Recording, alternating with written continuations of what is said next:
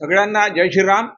आत्ताच आपण राम जन्मोत्सव समितीतर्फे जे आपली शोभायात्रा आहे रामनवमीची 26 तारखेला त्याची पत्रकार परिषद आपण घेतलेली आहे. ती खूप चांगल्या रीतीने संपन्न झालेली आहे. त्यामुळे सर्वप्रथम मी सर्व पत्रकारांचे आभार मानतो आणि सर्व जनतेस सांगण्यास मला आनंद वाटतो की आपली जी रामनवमी आहे नांदेडची पूर्ण भारतामध्ये दुसऱ्या क्रमांकावर आहे.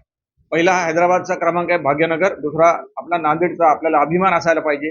कमीत कमी शासनाचा आकडा आहे 5 लाख लोक भाविक लोक दर्शन घेतात आणि एके वेळेस रस्त्यावर कमीत कमी 70,000 लोक पूर्ण 10 ते 12 तास रस्त्यावर असतात आणि प्रत्येक जण या यात्रेचा मनापासून आनंद घेतो.